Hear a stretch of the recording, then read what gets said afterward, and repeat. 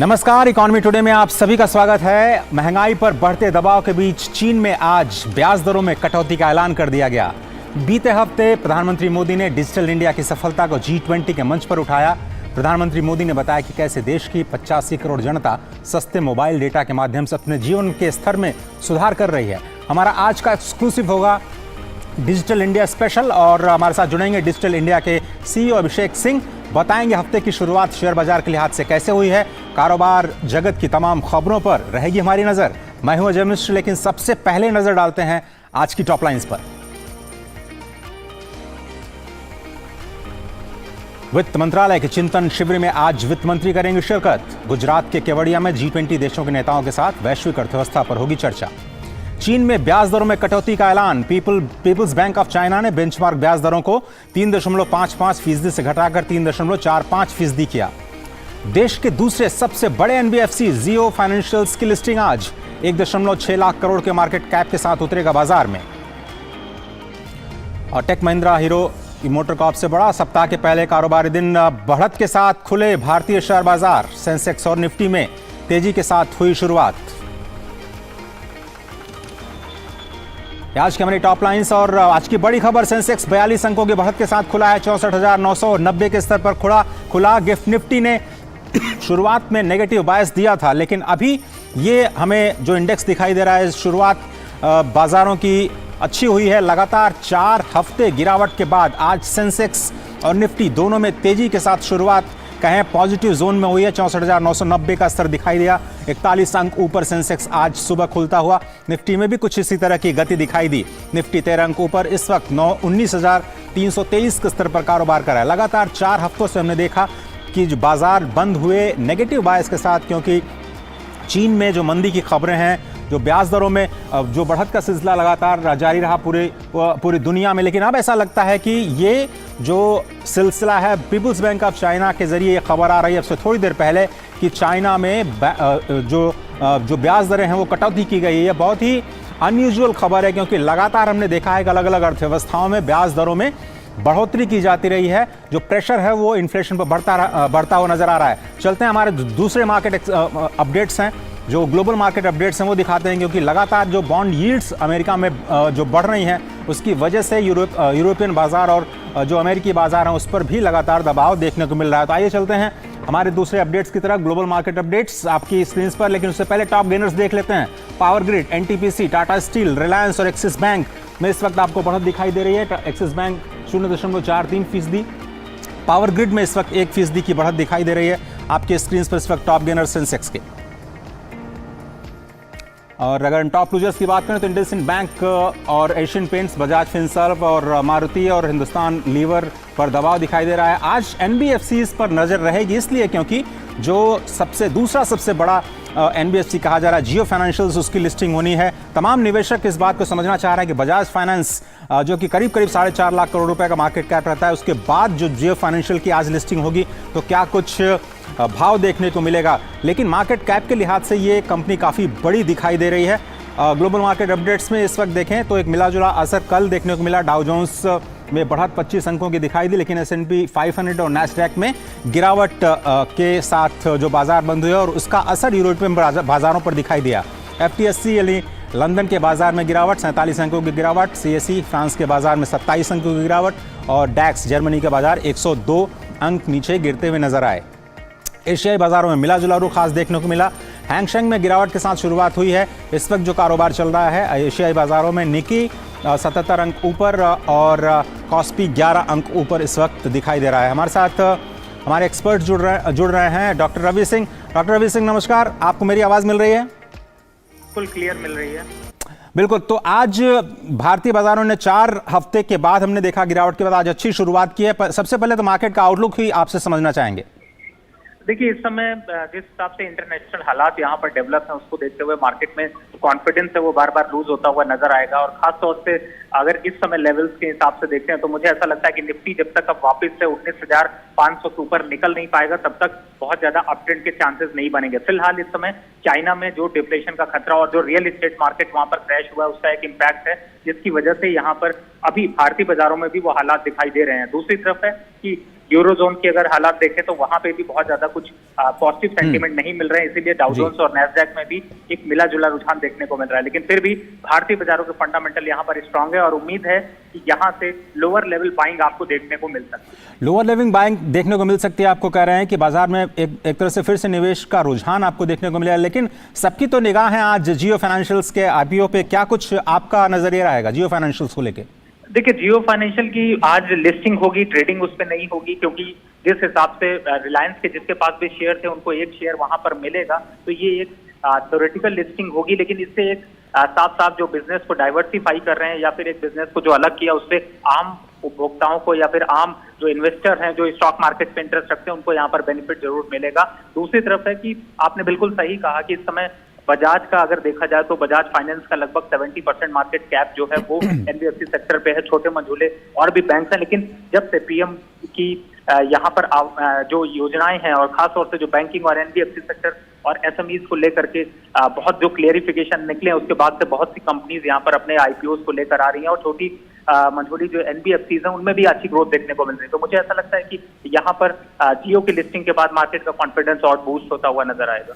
IPO का बाजार काफी गर्म है, आप कह रहे हैं कि बहुत सारे जो नए शेयर्स हैं वो लिस्टिंग की तैयारी में हैं। लेकिन आईटी स्टॉक्स पर आपकी जो निगाह है रवि, वो मैं जानना चाहता हूं कि हमने देखा दबाव दिखाई दिया अमेरिका में, जो यील्ड्स में बढ़त दिखाई दे रही है या फिर जो ग्लोबल मार्केट में मंदी दिखाई दे रही है उसकी वजह से। लेकिन आईटी स्टॉक्स आज फायदे के साथ खुलते हुए नजर आ रहे हैं। निफ्टी आईटी की हम बात करें तो 226 अंकों पर इस वक्त कारोबार करता हुआ दिखाई दे रहा है। आईटी सेक्टर्स पर नजरिया आपका? देखिए, फिलहाल तो लॉन्ग टर्म पे अभी आईटी सेक्टर में थोड़ा सा पेन यहाँ पर देखने को मिल सकता है, लेकिन डोमेस्टिक जो कंपनीज है उनमें काफी अच्छा अपवर्ड मूवमेंट देखने को मिलेगा। पहली बात है कि टीसीएस के फंडामेंटल यहाँ पर ज्यादा स्ट्रांग है और उसमें एक अपवर्ड ट्रेंड बना रहेगा। लेकिन इनको महिंद्रा इनमें थोड़ी गिरावट के दौर फिर से देखने को मिल सकते हैं और जिस हिसाब से यूएस के हालात यहाँ। चलिए, तो इस वक्त देखें बैंक निफ्टी 96 अंकों पर कारोबार करता हुआ दिखाई दे रहा है। निफ्टी आईटी 222 अंक, निफ्टी 50 46। रवि, थोड़ी सी आवाज में दिक्कत आई हमें, लेकिन हम आपसे समझना चाहेंगे कि मेटल्स पर भी हमें दबाव दिखाई दिया। चाइना को लेकर के क्या कुछ खबरें आ रही हैं, वहां की इकोनॉमी से क्या खबरें आपको मिल रही हैं? मेटल्स पर दबाव बना रहेगा या फिर वहां पर इन्वेस्टमेंट किया जा सकता है? देखिए, मेटल से भी अभी थोड़ी यहाँ पर दूरी बनाकर रखी, क्योंकि अभी ओवरऑल जो है वो थोड़ी सी प्रॉफिट बुकिंग देखने को मिल सकती है। और जैसा मैंने बताया, चलिए रवि, बहुत धन्यवाद वक्त निकालने के लिए। तो आप स्पष्ट तौर पे कह रहे हैं कि हमें निगाह बनाए रखनी चाहिए, लेकिन जो चीन की अर्थव्यवस्था है बड़ी ट्रिकी है, वहाँ की जो डेटा है बहुत ज़्यादा सामने आते नहीं है। लेकिन आज चौंकाया है, चीन ने 3.45% की दर से अब नए ब्याज दरें आपको दिखाई देंगी। वहाँ पर 10 बेसिस अंकों की कटौती करने का इस्तेमाल किया गया है।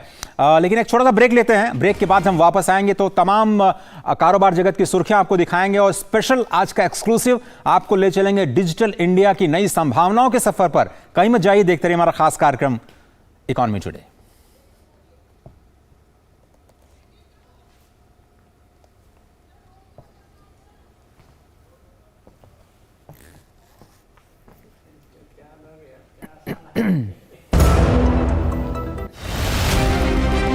सेवा, सहयोग और समर्पण की भावना से आजादी के बाद पहली बार उपेक्षित वनटांगिया समाज की उन्नति का मार्ग प्रशस्त हुआ है। वर्ष 2017 में वनवासियों को सड़क, शिक्षा, चिकित्सा, राशन कार्ड, शौचालय, पक्के आवास, बिजली, सोलर लाइट, पेयजल जैसी मूलभूत सुविधाएं मिली हैं। वन ग्रामों को राजस्व ग्राम का दर्जा और वनवासियों को जमीनों का मालिकाना हक मिलने से इनकी जीवन शैली में बड़ा बदलाव आया है। दशकों से दबी हुई आशाओं और भावनाओं को पंख लगे हैं।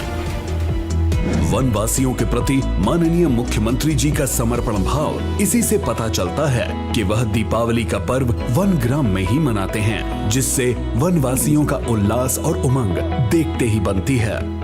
करके दिखाए जो, डबल इंजन की सरकार है वो। 20,000। 10। ओके। दोनों? नो, 10 का 1। इतना कैश नहीं है। कोई बात नहीं, हम यूपीआई भी लेते हैं। मेरा पेमेंट ऐप अलग है। कहीं जूते वापस मिलने की जगह जूते पड़ ना जाए। ऐप दूसरा हो या तीसरा, चाहिए बस यूपीआई। आपका मोबाइल नंबर ही बन सकता है आपका यूपीआई नंबर। और अब किसी भी पेमेंट ऐप से कोई भी पेमेंट ऐप पर यूपीआई चलेगा।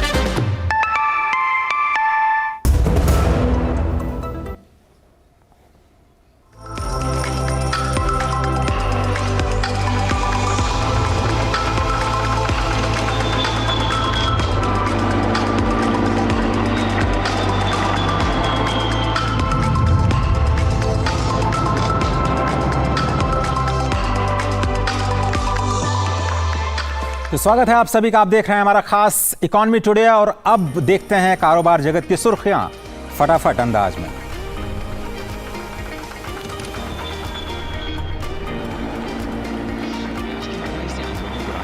सरकार लगातार कदम उठा रही है।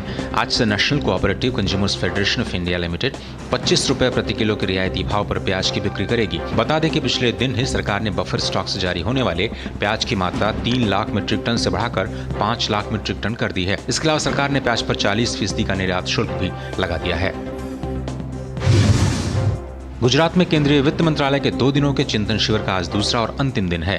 आज इसका औपचारिक उद्घाटन होगा। वित्त मंत्री निर्मला सीतारमण शिविर को संबोधित करेंगी और G20 देशों के प्रतिनिधियों के साथ वित्तीय मुद्दों पर चर्चा भी करेंगी। सड़क परिवहन और राजमार्ग मंत्रालय के अनुसार पिछले 3.5 सालों में कुल 13,065 किलोमीटर राज्य सड़कों और राजमार्गों को राष्ट्रीय राजमार्गों में अपग्रेड किया जा चुका है। फार्मा मेडिकल डिवाइस सेक्टर में अनुसंधान और विकास को बढ़ावा देने और इनोवेशन के लिए एक राष्ट्रीय नीति अंतिम चरण में है। G20 के स्वास्थ्य मंत्रियों की बैठक से फार्मास्यूटिकल क्षेत्र के भारतीय उद्यमियों, G20 देशों के मंत्रियों और प्रतिनिधि मंडल को संबोधित करते हुए केंद्रीय स्वास्थ्य मंत्री मनसुख मांडविया ने ये जानकारी दी।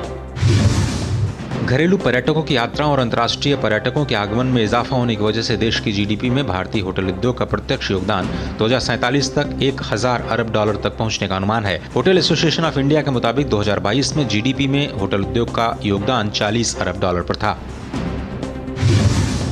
वित्त सचिव टीवी सोमनाथन के मुताबिक 1 अप्रैल 2026 के बाद टैक्स बंटवारे का अनुपात तय करने के लिए 16वें वित्त आयोग का गठन नवंबर के अंत तक हो जाएगा। बता दें कि वित्त आयोग एक संवैधानिक निकाय है जो केंद्र और राज्यों के वित्त संबंधों पर सलाह देता है। सड़क परिवहन और राजमार्ग मंत्री नितिन गडकरी 22 अगस्त 2023 को Bharat new car assessment programme को लॉन्च करेंगे। भारत NCAP वाहन सुरक्षा रेटिंग प्रणाली के रूप में कार्य करेगा, जिसका उद्देश्य देश में मोटर वाहनों की सुरक्षा मानकों को 3.5 टन तक बढ़ाकर सड़क सुरक्षा में सुधार करना है।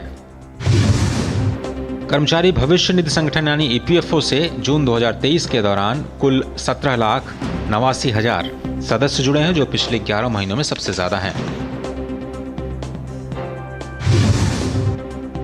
अदानी समूह की कंपनी अदानी इलेक्ट्रिसिटी मुंबई में अपने नेटवर्क को मजबूत करने के लिए शहर में 2 नई ट्रांसमिशन लाइंस बनाने के लिए 2000 करोड़ रुपए से ज्यादा का निवेश कर रही है। कंपनी के अनुसार 2027 तक शहर के लिए जरूरी बिजली का 60% नवीकरणीय ऊर्जा से प्राप्त करके उसे अधिक हरित बनाने की दिशा में यह एक कदम है।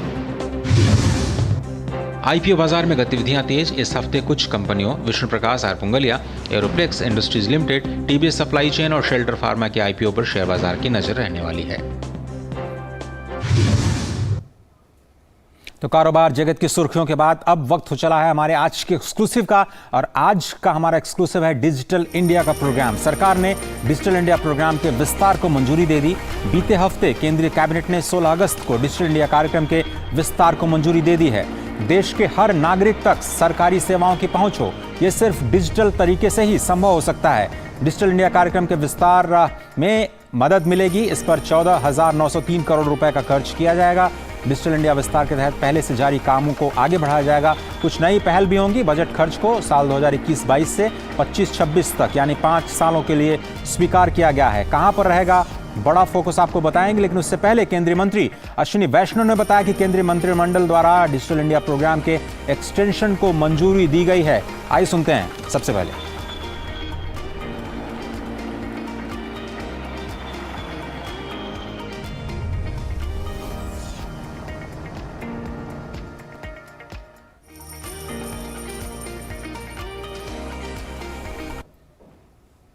माननीय प्रधानमंत्री जी ने डिजिटल इंडिया प्रोग्राम के एक्सटेंशन को मंजूर किया with outlay of 14,903 crore.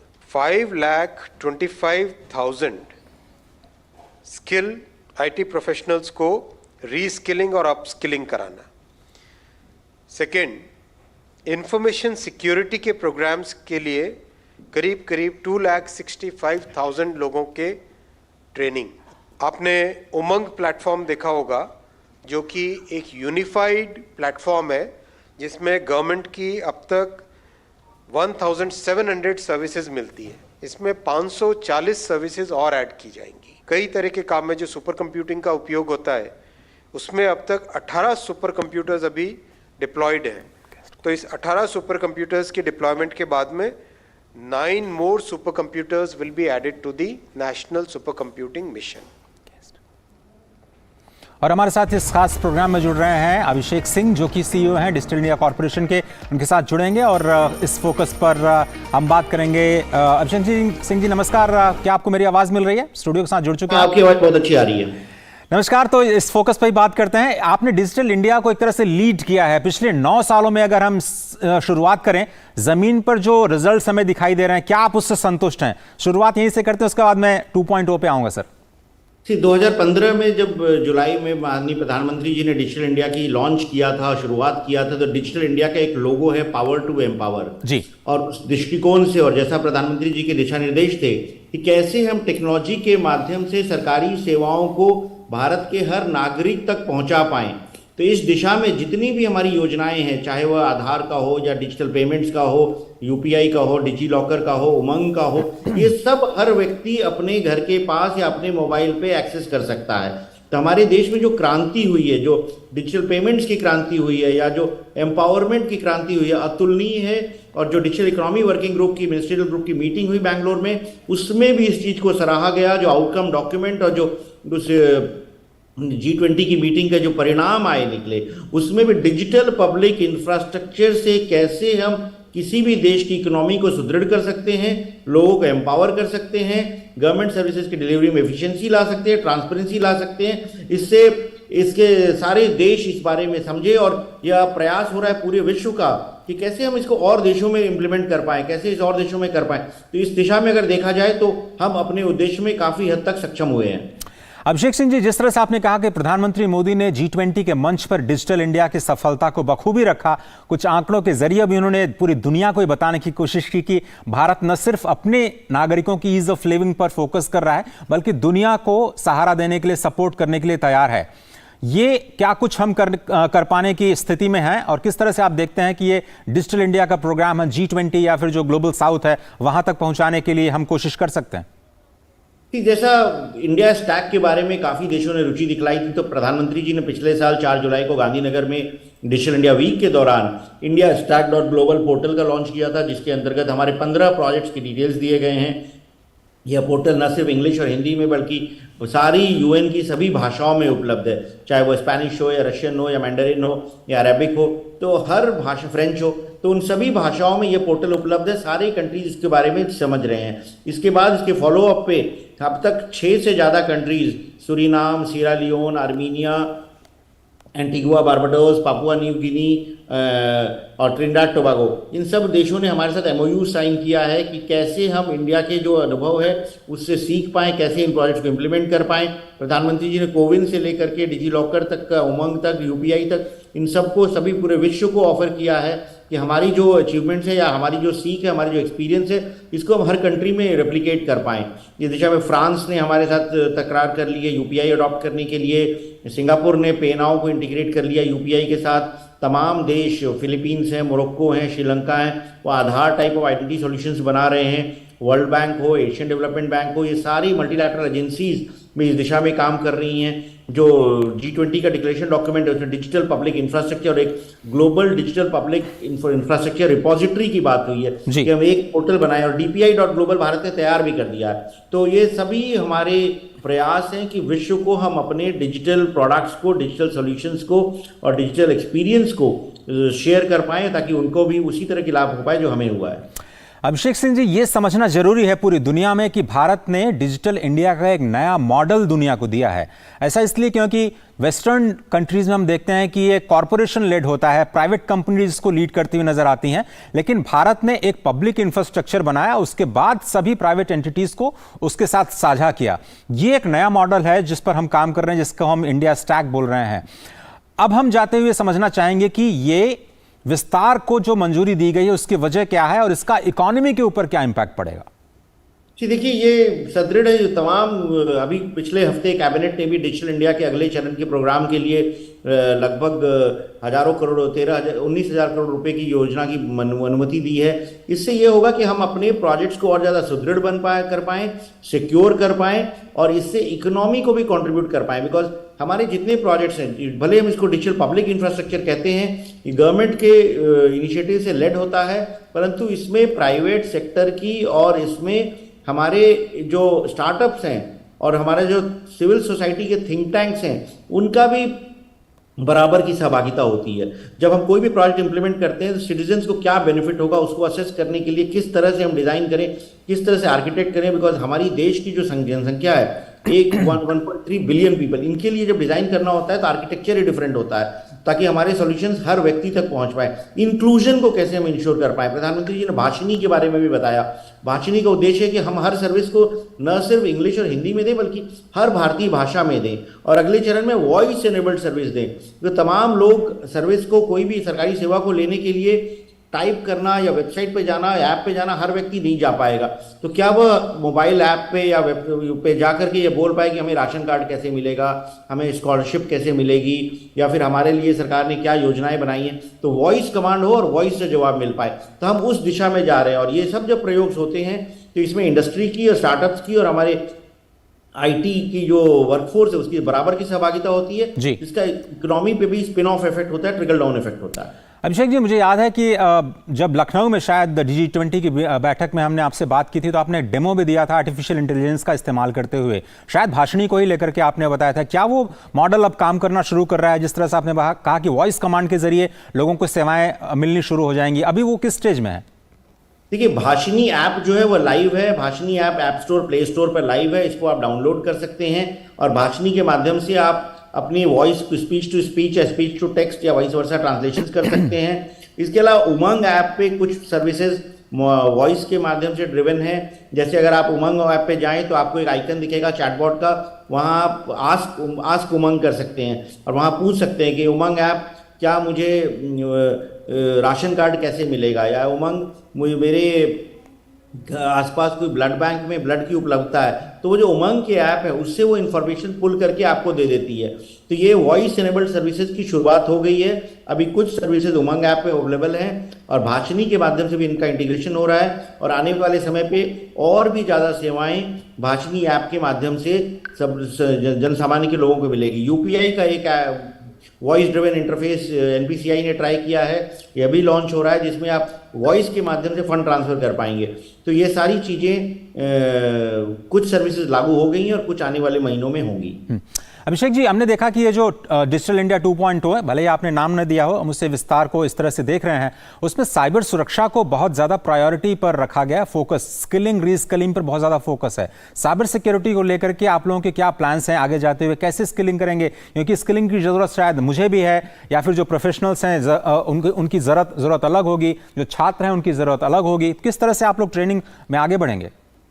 Cyber security एक बहुत ही अहम मुद्दा है, बहुत ही अहम इशू है हमारे लिए, क्योंकि जब हम डिजिटल के क्षेत्र में जाते हैं तो हमें ये सुनिश्चित करना है कि हर व्यक्ति की इंफॉर्मेशन या जो उनकी सर्विसेज हैं, फाइनेंशियल ट्रांजैक्शंस हैं, डॉक्यूमेंट्स हैं, ये 100% फुली सिक्योर हो। तो हमारे आर्किटेक्चर में हम सिक्योरिटी बाय डिज़ाइन करते हैं। हमारे सारे पोर्टल्स जितने भी हमारी सर्विसेज उनकी लगातार ऑडिट्स होती हैं, टेस्टिंग होती हैं, ताकि हम उसको 100% सिक्योर कर पाएँ। रही बात स्किलिंग की, स्किलिंग के लिए बहुत सारे प्रयास हुए हैं। एक जो प्रधानमंत्री ग्रामीण डिजिटल साक्षरता प्रोग्राम है, जिसके तहत 6 करोड़ से ज़्यादा लोगों को डिजिटल साक्षरता दी गई है, उसका काफ़ी ज़्यादा लाभ पहुंचा है। इसके अलावा online resources, future prime skills एक पोर्टल भारत सरकार ने लॉन्च किया है, futureprimeskills.in, उसके ऊपर तमाम कोर्सेज अवेलेबल है जिसको लोग ले सकते हैं। साइबर सिक्योरिटी के बारे में और साइबर वर्ल्ड में अपने आप को सुरक्षित कैसे रहें ताकि कोई फ्रॉड ना हो पाए, कोई आपका पैसों का नुकसान ना हो पाए, इसके लिए एक हमारी सहयोगी संस्था I4C ने साइबर दोस्त करके यूट्यूब चैनल शुरू किया है। साइबर दोस्त का उनका सोशल मीडिया अकाउंट है, उस पर तमाम वीडियोस आते हैं कि कैसे आप किसी QR कोड के फ्रॉड से बच पाएं, अपना OTP न दे पाएं और अपने आप को साइबर वर्ल्ड में सुरक्षित रह पाएं। तो स्किलिंग और साइबर सिक्योरिटी के लिए तमाम इनिशिएटिव्स भारत सरकार ने लिए हैं। अभिषेक सिंह जी, बहुत धन्यवाद वक्त निकालने के लिए। CEO digital India corporation economy today में एक्सक्लूसिव इस वक्त जुड़ने के लिए।